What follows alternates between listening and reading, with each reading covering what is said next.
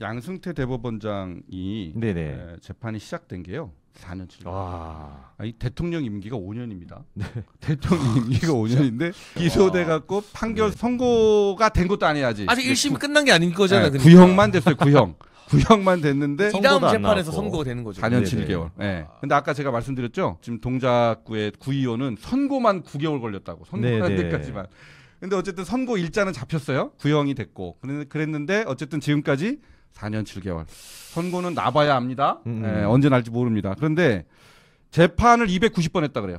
양승태 대법원장 재판을. 네. 그래서 제가 사실은 그 사이에 판사들한테 한번 물어봤어요. 아니 대체 이거 양승태 대법원장 사건은 어떻게 된 거냐. 네. 이게 증인이 수백 명이 나왔답니다. 아. 네. 그래가지고 증인 신청을 엄청나게 해가지고 증인을 불러서 하고 근데 하다 보면 또 재판부가 바뀌어요. 인사 발령이 나잖아. 그렇죠. 재판부가 바뀌면 또 판결문을 기록을 처음부터 보다 보면은 또 이제 자기 임기에 뭐 한 반이 가버려. 또 재판 시작하면 또 증인 불러대. 이렇게 계속 자기 헛걸음을 하고 있다. 쳇바퀴만 돌고 있다. 이런 얘기를 제가 한 작년 중반 정도에 들었었어요. 네. 근데 이제 그런 과정을 거쳐서 오늘 이제 구형이 있었는데 양승태 대법원장은 7년 구형이 됐죠. 네. 근데 이제 그거는 사법농단이고 재판 거래를 했다는 의혹이에요. 이거는 그렇죠. 이제 직권남용이에요. 직권남용인데 사실은 직권남용이라는 범죄가 박근혜 대통령 탄핵 사건 이전에는 유죄를 찾아보기가 상당히 어려운 그런 범죄인데 그렇죠. 탄핵 사건 이후로 이제 직권남용이 상당히 많이 이제 기소가 되고 판결이 나고 있습니다. 네. 그래서 양승태 대법원장 사건은 사실은 그래서 이건 검찰의 구형이기 때문에 판결 선고가 어떻게 날지는 또 지켜봐야 됩니다. 네. 그런데 어쨌든 이제 7년이나 났고요.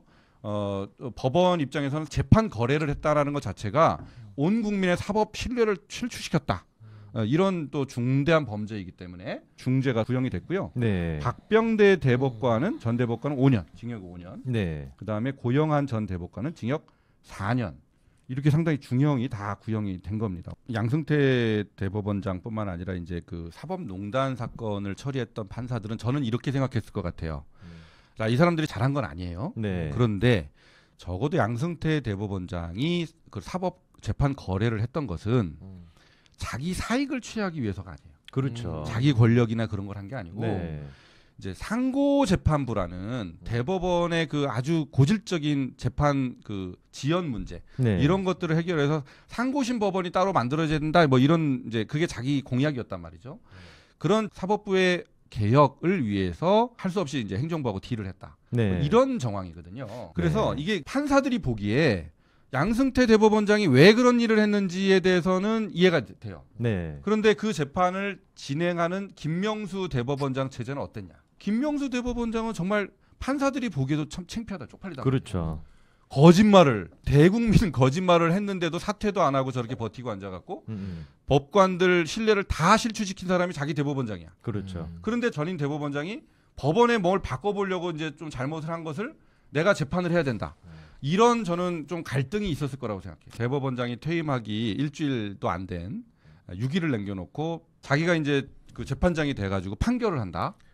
이런 전례가 없다는 거예요. 그냥 봐도 뭔가 최강욱한테 선물이 나올 것 같다라고 네. 예상을 할 수가 있어요. 대법관 구성을 봤을 때 네. 중립을 지키고 있는 사람 한 사람만 설득하면 네. 과반이 되어서 무죄를 선고할 수 있는, 그러니까 파기환송을 할 수 있는 여건이 마련되었다. 중립 쪽에 있는 사람 중에서 한 사람 정도가 포섭이 되었다라고 네. 보는 것이 저는 맞다고 봅니다. 네. 근데 이제 지금까지 최강욱 재판을 끌어온 내용을 한번 우리가 네. 볼 필요가 있어요. 네. 어떻게 추잡한 짓을 하면서 지금까지 끌어왔냐. 총 몇 년을 끌어왔어요? 3년 8개월을 끌어왔어요. 네. 그런데 지금 이 대법원에서만 1, 2심 모두 이제 징역 8월에 집행유예 2년, 의원직 상실형이 났습니다. 그렇죠. 2022년 6월에 대법원으로 갑니다. 대법원으로 간 다음에 가관인 일들이 벌어져요.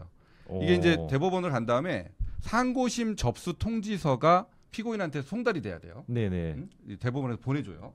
그런데 최강욱이 그걸 3번이나 안 받아요. 맞죠. 3번이나 안 받아요. 네, 우편으로 가는 거 못 네. 받았다고 주장을 하죠, 자기는. 되는 일이에요, 그게? 아니 2022년 7월 1일 날 안 네. 받고 네. 12일 날 안 받고 8월 3일 날 또 보내 또 안 받아요. 네네. 이렇게 3번씩이나 집을 비워갖고 안 받아요. 이렇게 해서 재판을 끕니다. 네네. 그렇게 이제 질질 끌다가 재판부가 배당이 돼요. 네. 근데 그 재판부가 누구한테 배당이 되느냐? 오경미 대법관한테 배당이 되는데 이 사람이 바로 국제인권법연구회 오경미. 네, 오경미. 네. 그리고 이제 대법원 1부인데 거기에는 김선수, 노태학, 박정화 이런 대법관들이 들어 있습니다. 네. 김선수 대법관 유명한 이제 민변 쪽이죠. 노태학 중앙선관위원장으로 뭐 지난번에 상당히 그렇죠. 좀 논란 많았죠. 문제가 많았죠. 네. 이런 분들이 들어가 있는 소부예요. 그런데 1심, 2심에서 똑같은 결론이 났기 때문에 이런 사건들은 그냥 대법원에서 사실은 심리 불속행으로 끝나버려요. 아. 본론으로 넘어가질 않습니다. 아. 본론으로 넘어간 것도 기가 막힌 일인데 네네. 이걸 또 전원합의체로 회부합니다. 아. 그 전원합의체로 합의해서 무죄가 난 게 바로 누구예요? 이재명이에요. 이재명 사건. 권순일 그때 그렇죠. 하면서 권순일 막. 대법관이 그렇게 네, 했죠. 네. 근데 이제 그런 비슷한 경로를 거쳐서 1년을 넘게 쥐고 있다가 판결은 안 하고 전원 합의체로 넘겨버립니다. 네. 그게 올해 6월이에요. 음. 올해 6월. 그래가지고 이제 지금 한 3개월 쥐고 있다가 지금까지는 그렇게 쥐고 있더니 김명수 대법원장 퇴임이 다음 주인데 6일 앞두고 한다는 거예요. 누가 상식적으로 이걸 이해를 할 수 있겠냐. 양승태 대법원장이 직권남용으로 지금 오늘 구형받은 날입니다. 김명수 대법원장이 눈이 있으면 그걸 봐야죠. 지금 분위기 봐서는 김명수가 저렇게 하는 걸 봐서는 파기환송 가능성이 저는 비중을 둬야 된다고 생각해요. 그렇게 됐을 때 어떻게 해야 되는지에 대한 대책이 조금 필요하다. 네. 강력한 경고가 있어야 됩니다.